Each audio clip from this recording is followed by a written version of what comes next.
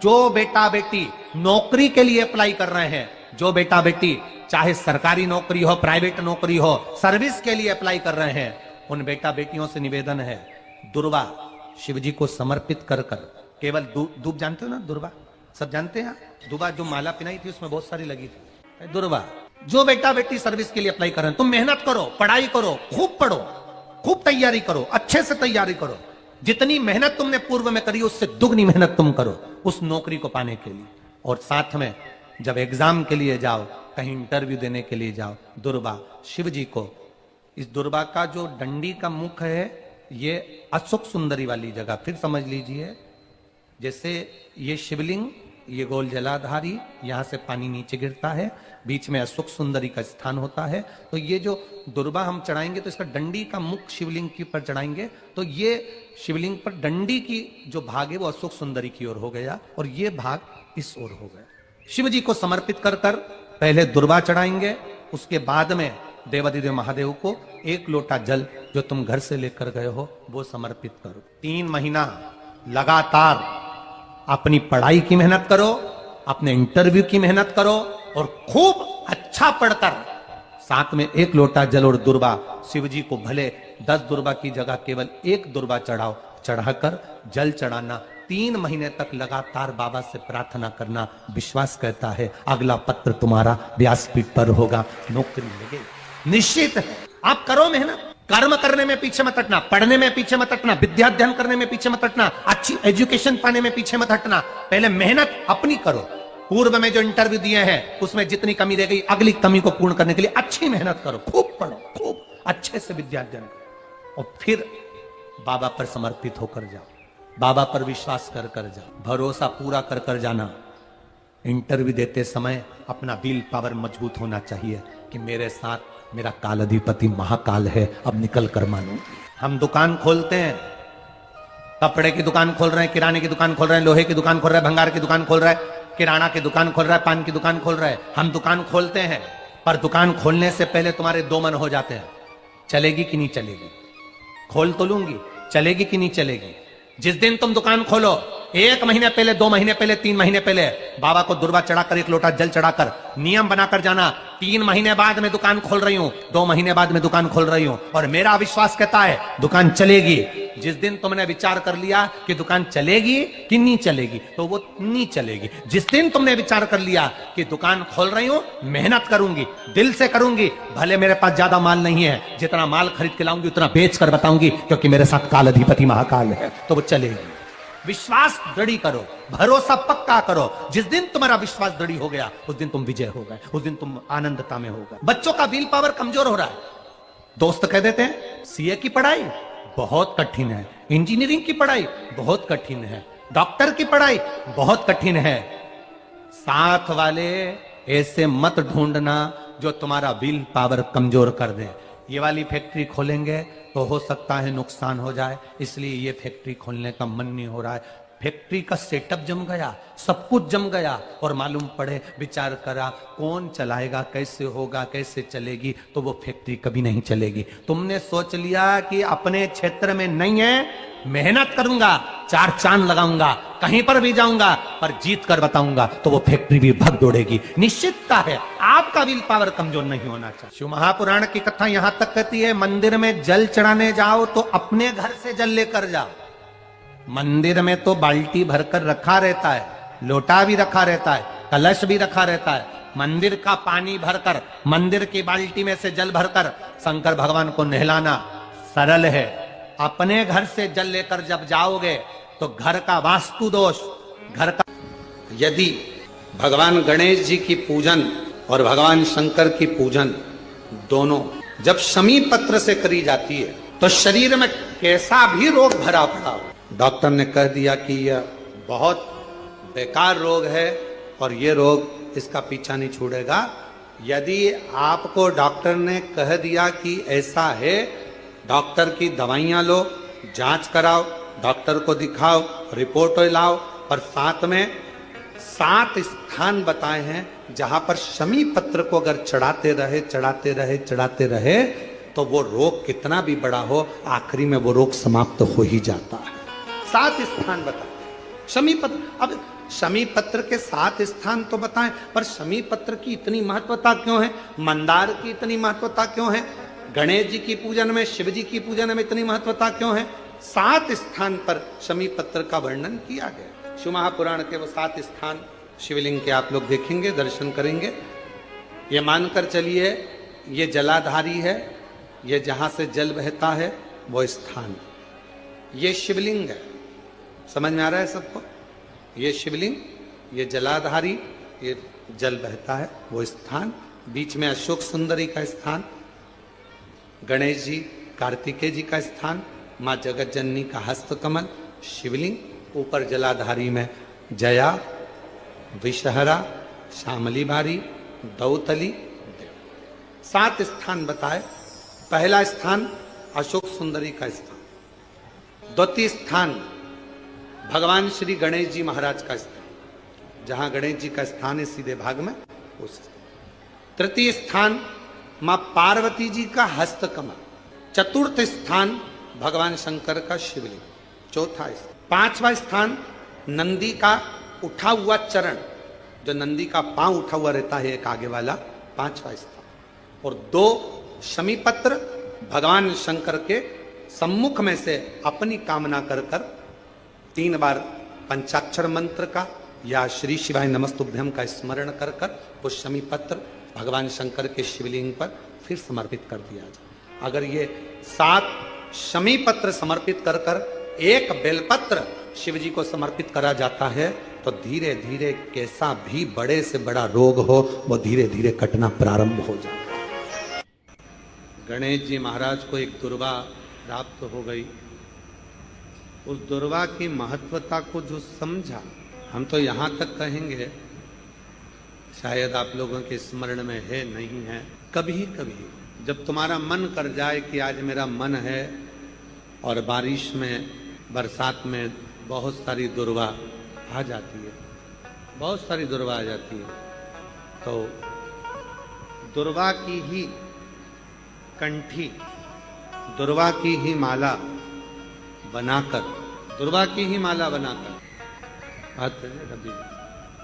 विकास, जैसे ये शिवलिंग है और दुर्वा की माला बनाकर शिवलिंग पर उस माला को बीच में से पूरी जोड़ेंगे नहीं, आधी माला, मतलब कटी हुई होना चाहिए, जुड़ी हुई नहीं होना चाहिए। माला को ये अशोक सुंदरी वाली जो जगह है, यहां से दुर्वा की माला चढ़ाते चढ़ाते चढ़ाते चढ़ाते शिवलिंग पे से माँ जगत जननी की पीठिका तक वो माला जाए। अभी बारिश में दुर्वा आ जाती है, सावन के महीने में, आषाढ़ के महीने में, कुंवार के महीने में, कार्तिक के महीने में, जब तुम्हारा मन पड़ जाए और अगर तुम्हारे बगीचे में दुर्वा मिल जाती हो तो हर महीने भी अगर आपने यहाँ अशोक सुंदरी से दुर्वा की माला बनाई और उस माला को यहाँ से चढ़ाते चढ़ाते चढ़ाते चढ़ाते ऐसे शिवलिंग पर समर्पित करते हुए अपने उंगली पर थोड़ा सा घृत लगाकर बीच में एक बिंदी लगा दें और बाबा को अपने मन की कामना कहकर आप वापिस अपने घर पर आ जावें। 2 या 3 बार आप अगर दुर्वा की माला समर्पित कर देते हैं तो जो भी मन की कामना होती है मेरा देव अधिदेव महादेव पूर्ण जरूर कर।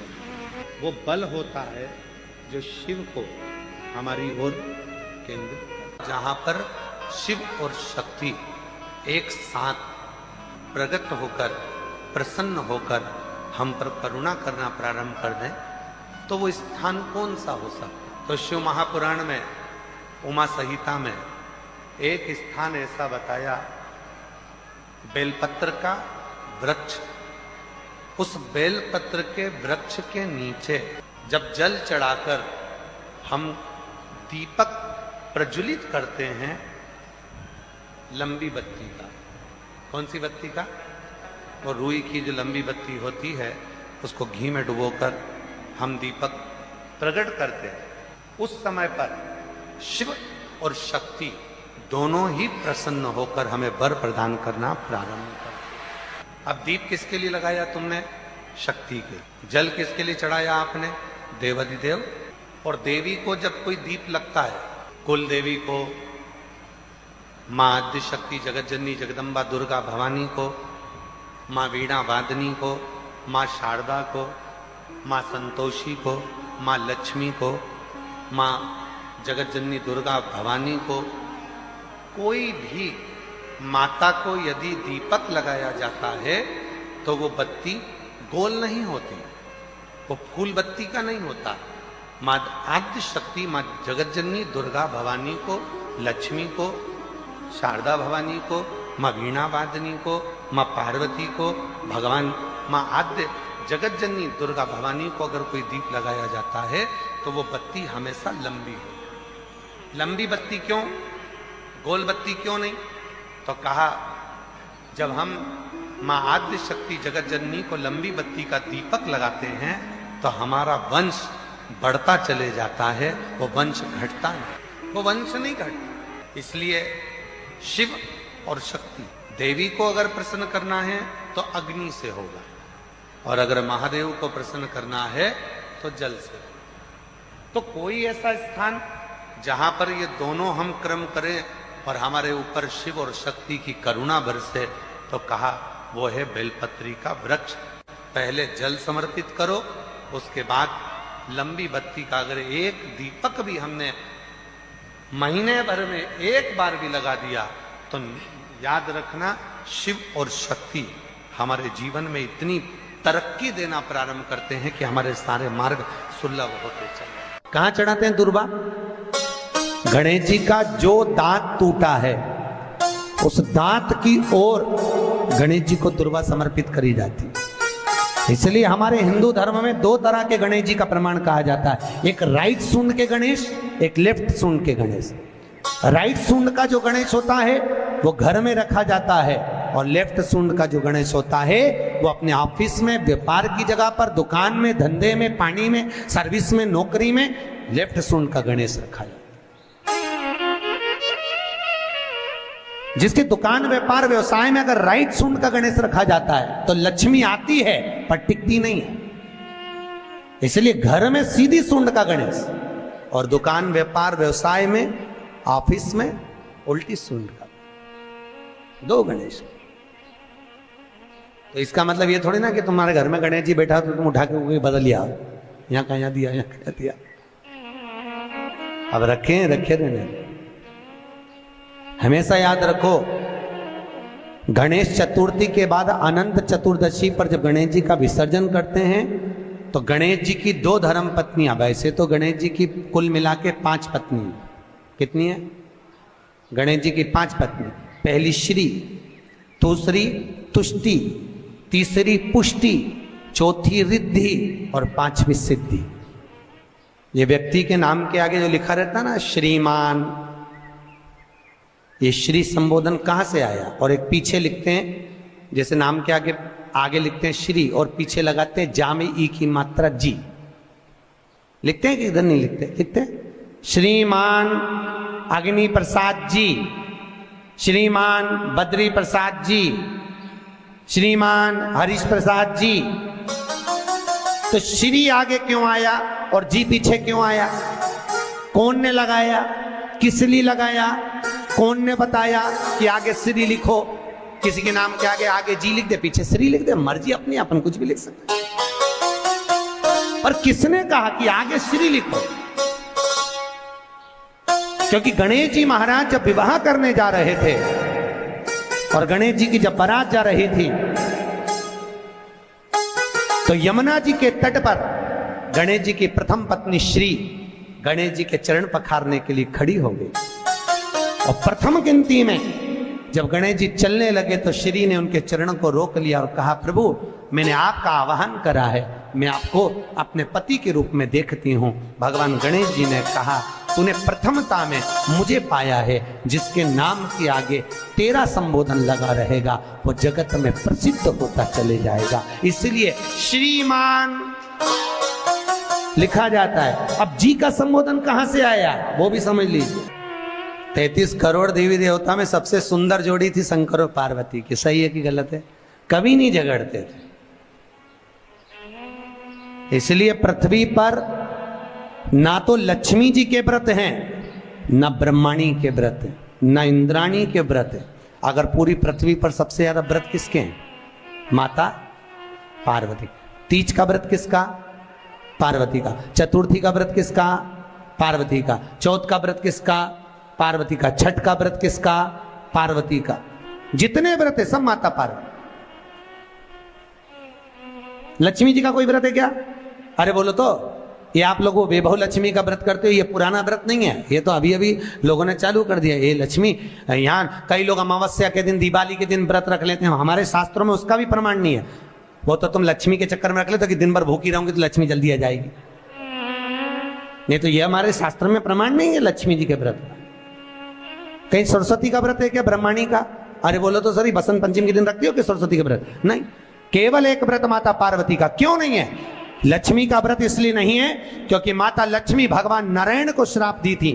जब लक्ष्मी जी श्रृंगार कर रही थी और इतने में भगवान विष्णु आ गए और भगवान विष्णु ने लक्ष्मी जी का मुख देखा, देखकर हंस दिए। इतने में लक्ष्मी को क्रोध आ गया, हे नारायण, तुम मुझे देखकर हंसे हो घोड़े की तरह, इसलिए मैं तुम्हें श्राप देती हूं, तुम्हारा सिर कट जाए और तुम्हें घोड़े का मुख लग जाए। तो भगवान नारायण को घोड़े का मुंह लगा और नारायण का हयग्रीव अवतार हुआ। कौन सा अवतार? हयग्रीव। ये लक्ष्मी का श्राप नारायण को लगा था, इसलिए लक्ष्मी का कोई व्रत नहीं। ब्रह्माणी ने ब्रह्मा को श्राप दिया था पुष्कर राज की भूमि पर। जब पुष्कर राज की भूमि पर यज्ञ हो रहा था, ब्राह्मणों ने कहा, ब्रह्म देवता मुहूर्त निकल रहा है, जल्दी यज्ञ में बैठो। ब्रह्मा जी ने नारायणी से कहा, ब्रह्माणी से कहा, ब्रह्माणी जल्दी चलो, सरस्वती जल्दी चलो, यज्ञ में बैठना है। ब्रह्माणी ने कहा, भी आई तैयार होके। ब्रह्माणी तैयार होने में लगी रही, बहुत समय निकल गया, मुहूर्त निकलने लगा। ब्रह्मा जी से ब्राह्मणों ने कहा, ये मुहूर्त निकल रहा है। ब्रह्मा जी ने कहा, करे क्या? इतने में ब्राह्मणों ने कहा, तुम बताओ क्या करे? ब्रह्मा जी बोले, आपको जो करना है करो। ब्राह्मणों ने गाय को पकड़ कर ले आए और गौ माता को खड़ी कर कर गाय के सामने वेद ध्वनि करना प्रारंभ करा। जब वेद ध्वनि करी तो गाय के मुख से वेद माता गायत्री को प्रकट कर लिया। गायत्री को प्रकट करा, ब्रह्मा जी के पास में गठजोड़ा बांधकर बिठा दिया। जैसे बिठाया उसी समय पर ब्रह्माणी आ गई और ब्रह्माणी ने आकर देखा, ब्रह्मदेव, तुमने मेरी जगह पर दूसरी नारी को बिठाया है, मैं तुम्हें श्राप देती हूं, तुम्हारे पृथ्वी पर कहीं मंदिर नहीं बनेंगे। ब्रह्माणी ने श्राप दे। कहीं पर मंदिर है ब्रह्मा जी का? केवल एक जगह पुष्कर जी में, जहां यज्ञ करा था वहां।